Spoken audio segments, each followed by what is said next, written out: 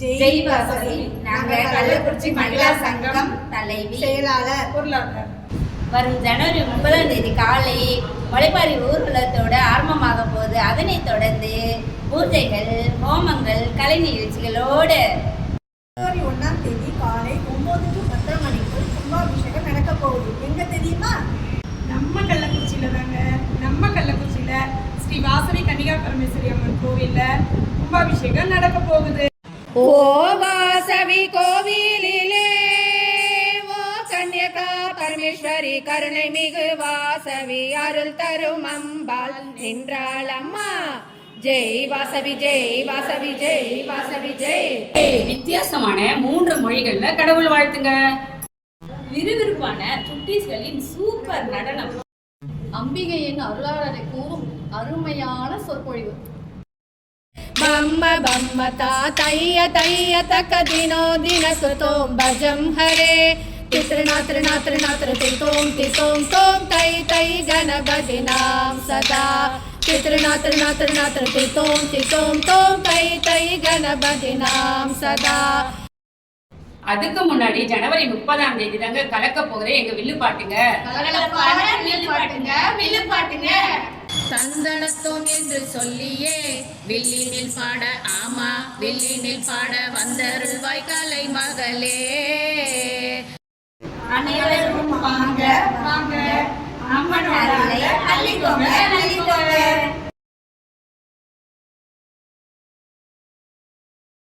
ஜெய் வாசவி, ஜெய் வாசவி. ஆரியவேசிய மகாசபா, ஆரியவேசிய மகிழா சபா, ஆரியவேசிய இளைஞர் சங்கம், ஆரியவேசிய கோயில் பூஜா கமிட்டி இணைந்து நடத்தும் ஸ்ரீ வாசவி கன்னிகா பரமேஸ்வரி கோயில் கும்பாபிஷேக விழாவில் வைசிய வம்ச சந்திரிகா வாசவி தலைப்பில் ஆமா வந்திருக்கும் அவையோர்களே, பெரியோர்களே, சிறியோர்களே, சபையோர்களே, வணக்கமுங்க. வணக்கம் வணக்கமுங்க. தந்தரத்தோம் என்று சொல்லியே வில்லினில் பாட, ஆமா வில்லினில் பாட வந்தருள்வாய் கலை மகளே.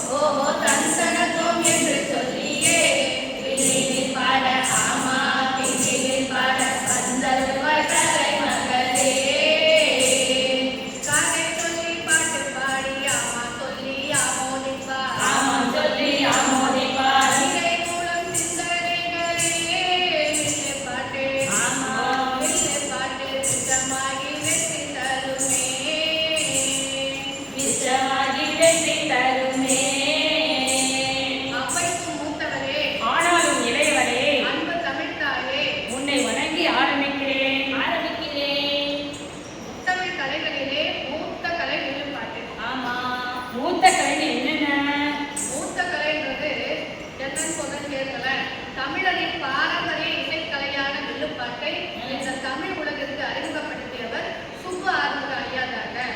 இவருடைய கலைப்பயணம் 1948 16 வயதில் குமரன் பாட்டு மூலம் ஆரம்பமானது. இவருடைய திரைப்பயணம் கலைவாணர் ஆசீர்வாதத்தால் 1958 திரைத்துறையில் காலடி பதித்தார். இவருடைய கலைப்பயணம் நீண்ட நெடிய வரலாறு கொண்டது. நகைச்சுவையோடு கூடிய சமூக கருத்துக்களை தமிழ் உலகிற்கு தெரியப்படுத்தினார். இப்படி பல சாதனைகள் செய்த இவருக்கு 1975 கலைமாமணி விருதும், 2005 சங்கீத் நாடக அகாடமி விருதும், APJ அப்துல் கலாம் கல்வியும், 2021 பத்மஸ்ரீ விருதும் வாங்கினார். அவருடைய கலை உலக வாரிசு அவருடைய மகளான பாரதியும் இவரும் சேர்ந்து ஒரே மேடையில் விருது வாங்கினார்கள். இப்படிப்பட்ட வில்லுப்பாட்டு புயல் 94 வயதில் வரைந்தது. தமிழ்தாய் என்றைக்கும் எப்படி சீரிழமையோ அப்படி சீரிழமையான சிறப்பான கலை இந்த வில்லுப்பாட்டுங்க. ஆதி தமிழின் அற்புதமான கலைங்க. இதுல ஒரு பெரிய விஷயம் எனக்கு தெரியுமா? முத்தமிழ் சொல்றேனே, அது என்னன்னு தெரியுமா? சொல்லுங்களேன். அது 3 தாங்க முத்தமிழ் சொல்லுவோம். அது என்ன தெரியுமா? இயல், இசை, நாடகம். இதை 3ம் தான் நம்ம முத்தமிழ் சொல்லுவோம். அதாவது இயல் தெரிஞ்சவங்க பேச போயிடுவாங்க, அப்ப இசை தெரிஞ்சவங்க பாட போயிடுவாங்க, நாடகம் தெரிஞ்சவங்க நடிக்க போயிடுவாங்க. இது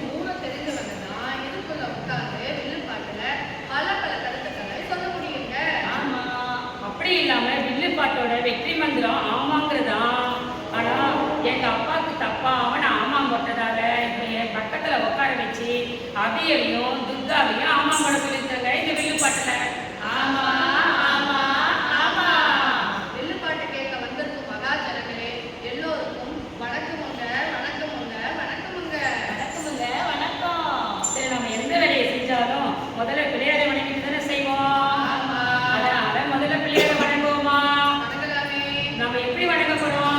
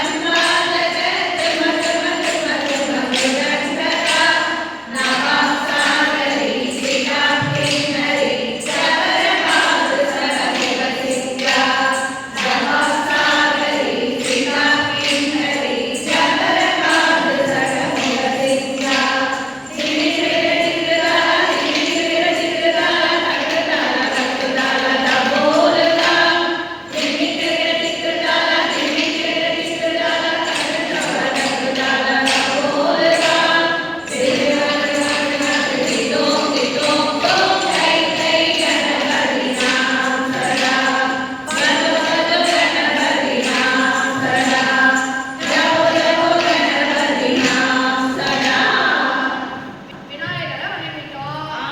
மேல சொல்லுங்க. இப்ப நம்ம எல்லோரும் எதுக்கு வந்திருக்கோம்? தெரியுமே கும்பாபிஷேகத்துக்கு தானே. ஆமா. சரி, எந்த கோயில்ல?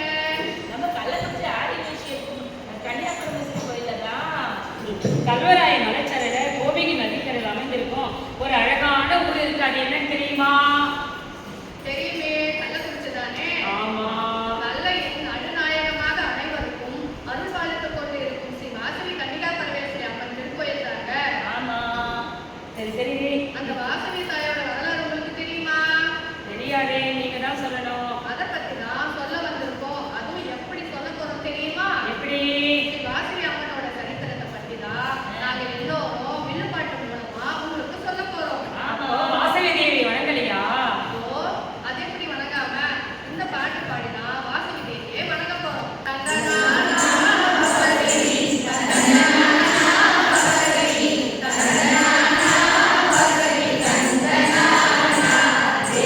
தந்தனா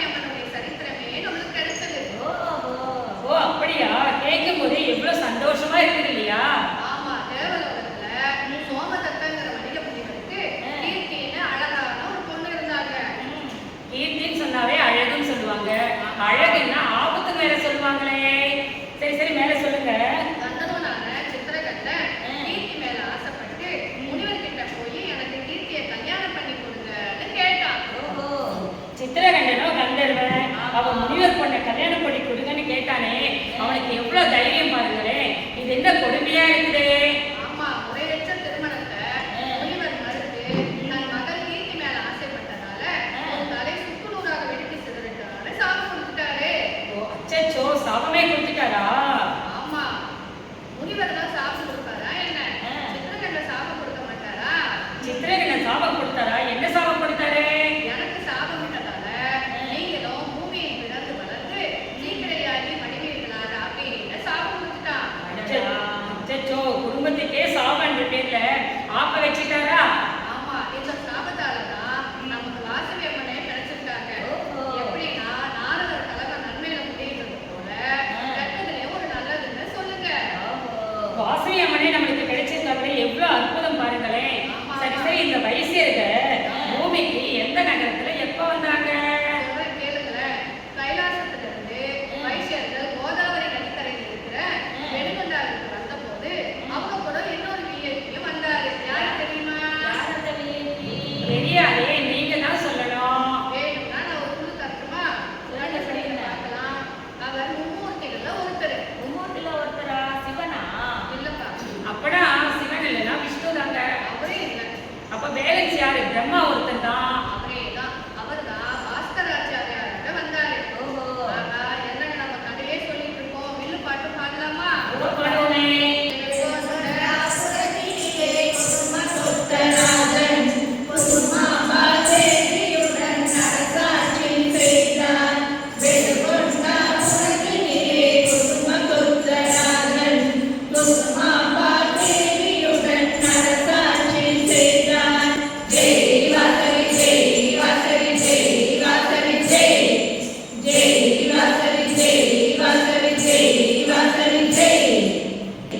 நீதி தர்மத்தின் அரசாட்சி செய்த தம்பதியருக்கு குழந்தை இல்லைன்னா மிகவும் கவலைப்பட்டாங்க.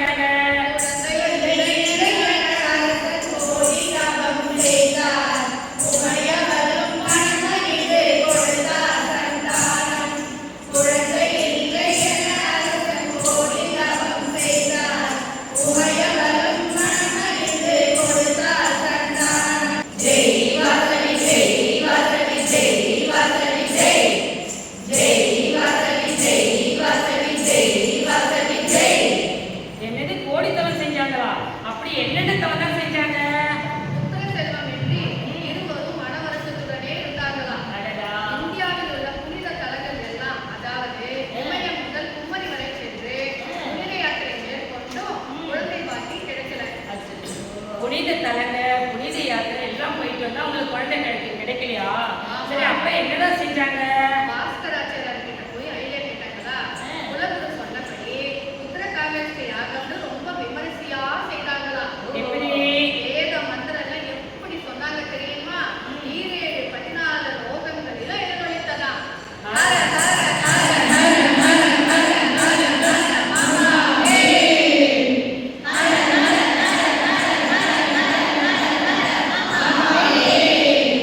ஓ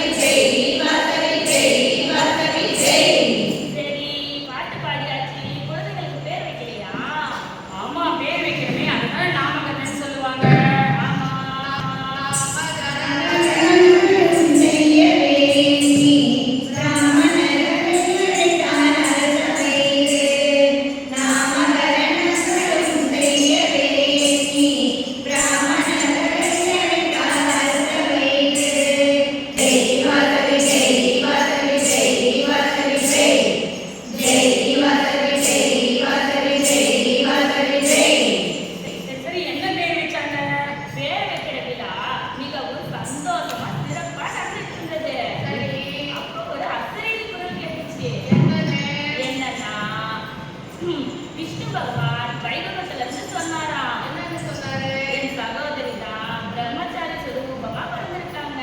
ஓஹோ. அதனாலதான் வாசுதேவனின் சகோதரியாக இருப்பதால் வாசவாம்பாள்னு பேர் வைக்க சொன்னாங்க. ஓ, அதாவது வாசவின்னு சொல்லணுமா? ஆமா சொல்லி இப்ப வாசவி தேவிக்கு ஒரு பாட்டு பாடுவோமா?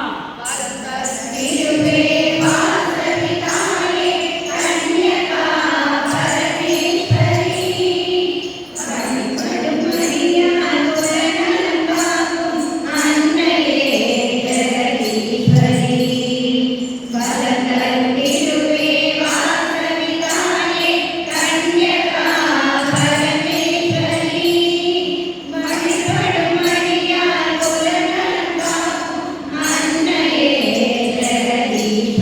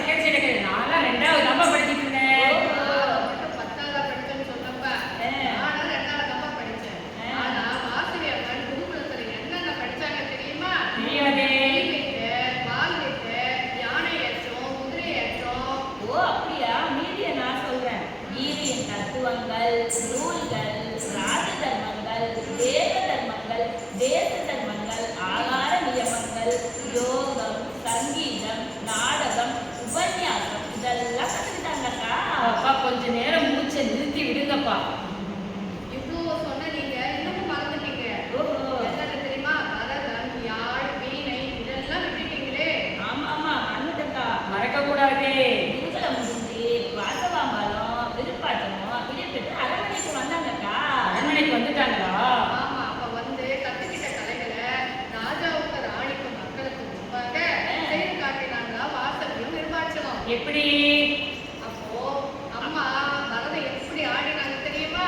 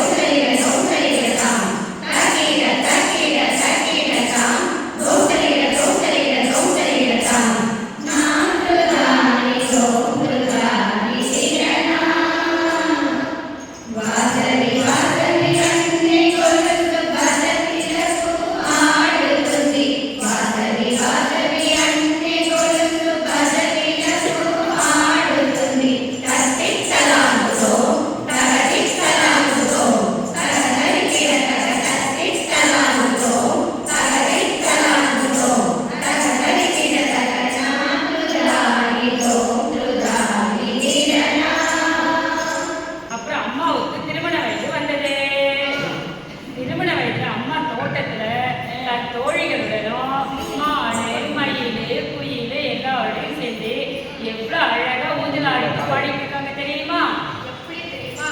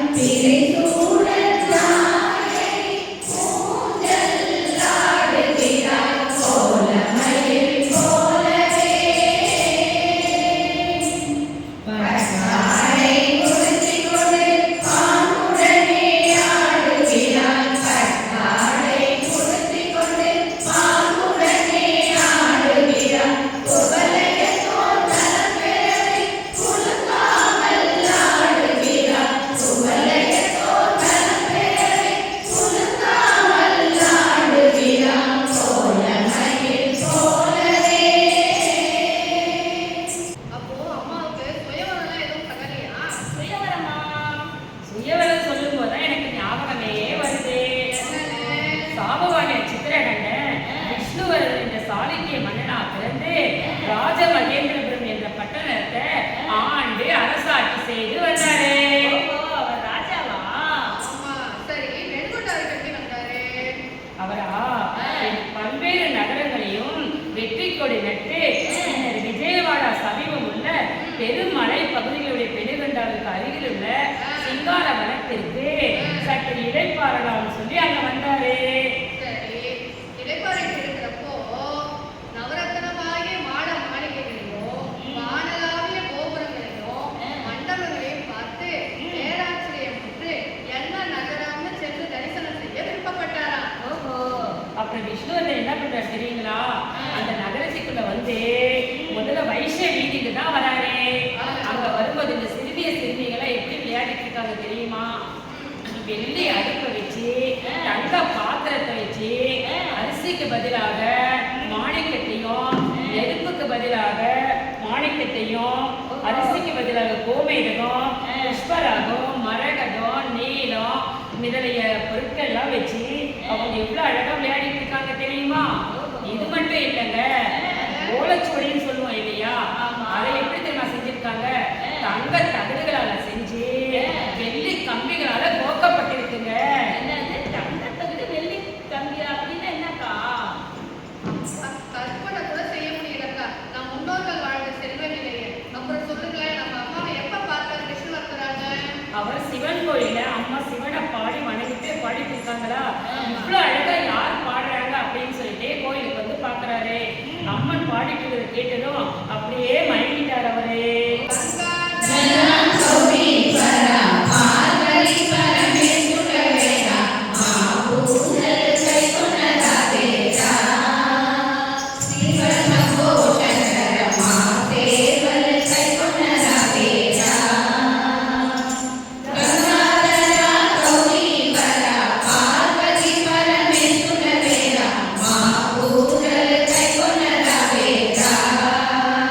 Shiva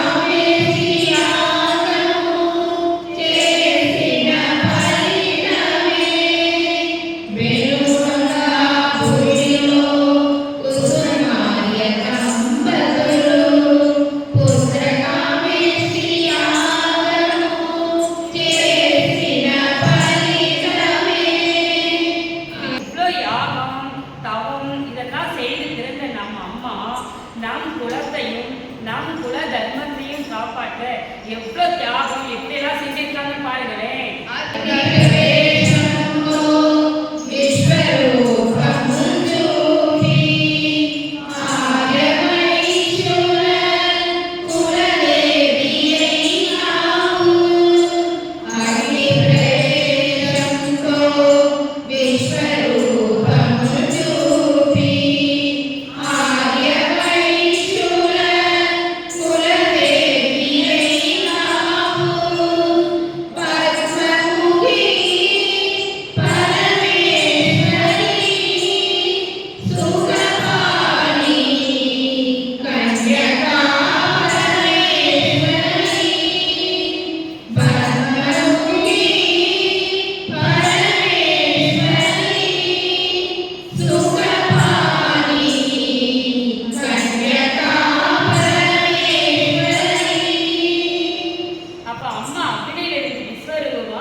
எல்லாருக்கும் காட்சி சென்று அனுகிரகம் செய்திருக்காங்களே.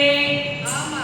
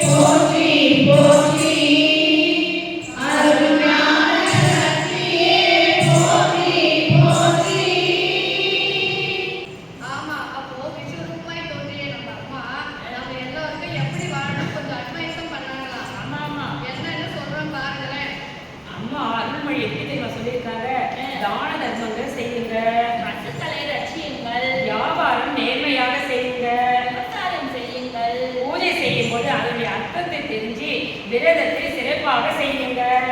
நம் குல மக்கள் நம் குலத்திலே தான் மனம் செய்து கொள்ள வேண்டும். எப்படிலாம் சொல்லி நம்ம வாசவியமா அருள்மொழி கூறியிருக்கிறாங்க. நம்ம எல்லாருக்கும் அனுகிரகம் செஞ்சாங்க. ஆமா, அப்ப அந்த ஊர் ஜனங்க ரொம்ப புண்ணியம் பண்ணவங்க இல்லையா? அம்மாவுடைய விஸ்வரூப தரிசனத்தை நேரிலேயே பார்க்கிற பாக்கியம் அவங்களுக்கு. ஊர் ஜனங்க நம்ம அம்மாவுடைய திவ்ய பாதங்களிலேயே சரணடைஞ்சிட்டாங்களாம்.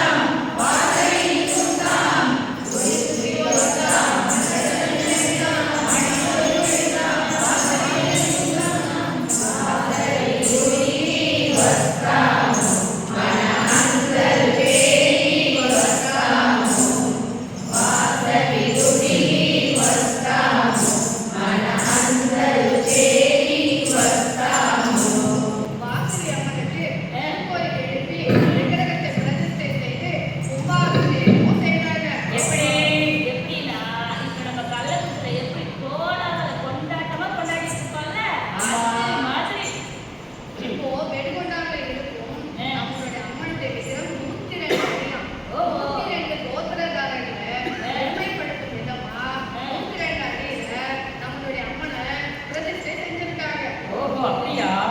சரி சரி, இப்போ இவ்வளோ நேரம் கேட்ட கதைய ஒரே ஒரு பாட்டு மூலமா நம்ம பாடுவோமா?